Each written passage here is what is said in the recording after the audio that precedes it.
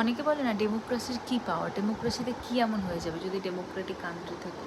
Democratic কান্ট্রিতে তুমি একটা সাধারণ ঘরের লোক হয়েও তুমি যদি ড্রিম রাখতে পারো আর লোকজন যদি তোমাকে ফলো করে, মানে ইউ আর লিডার, আর লোকজন যদি তোমাকে পছন্দ করে, তাহলে তোমার পসিবিলিটিস আছে, you can lead your country. তো দ্যাট ইজ কল্ড ডেমোক্রেসি। মোদিজির কোনো ব্যাকগ্রাউন্ড নেই, 55 এজ অবধি মোদিজিকে কেউ চিনতেও না। And now he is very renowned, and এমন কোনো লোক নেই পুরো বিশ্বে যে মনে হয় না নরেন্দ্র মোদীকে জানে না। কারণ আমাদের মোস্ট পপুলাস কান্ট্রি, আগে চায়নার পপুলেশন সবথেকে বেশি ছিল, এখন ইন্ডিয়ান পপুলেশন সবথেকে বেশি হবে যদি কাউন্টিং হয়, আর unofficially India most populated country হিসাবেও পরিচিত।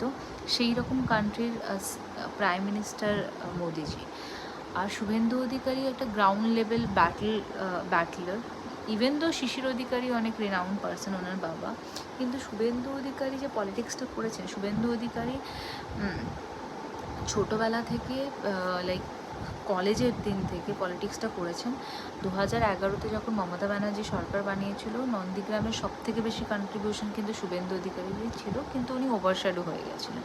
তারপরে নারদা কাণ্ডে যখন নাম এলো, তখন আমার মনে হয় শুভেন্দু অধিকারী খুব, মানে একটা বলে না যে খুব দৃব্য দৃষ্টিতে উনি এই কাজটা করেছেন, যে হি ডিসাইডেড বিজেপি জয়েন করেন। কারণ বিজেপিতে একটা ওয়াশিং মেশিন টিম, আপনি যদি কোনো ক্রাইম করে বিজেপি জয়েন করেন, তাহলে চান্সেস যে ক্রাইমগুলো বেরিয়ে আসবে না। তো মুকুল বিজেপি জয়েন করতে একটু লেট করে ফেলেছিল, মুকুলকে সেজন্য জেলে থাকতে হয়েছিল। আর শুভেন্দু অধিকারী প্রপার টাইমে বিজেপি জয়েন করে। আর আমার মনে হয় যে শুভেন্দু অধিকারী বুঝতে পেরেছিল যে টিএমসিতে থাকলে উনি সেকেন্ড বেস্ট হতে পারবেন।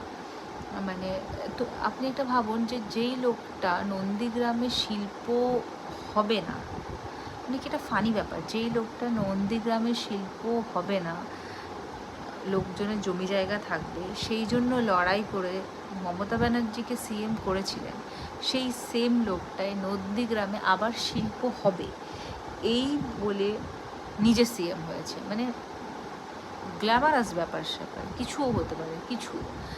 তো সেখানে শুভেন্দু অধিকারী খুব শার্পলি ফ্লিপ করে টিএমসি থেকে বিজেপিতে জয়েন করেছেন। উনি বুঝেছেন যে বিজেপি থাকলে উনি সেফ হবেন আর পসিবিলিটিস থাকবে সিএম হওয়ার।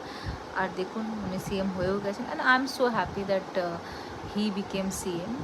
কারণ ওয়েস্ট বেঙ্গলে যদি বিজেপির কোনো ফেস থাকে, সেটা শুভেন্দু অধিকারী। মানে বাকিরা তো অ্যাক্টিভ ছিল, এবার শুভেন্দু অধিকারী সব থেকে বেশি অ্যাক্টিভ ছিল।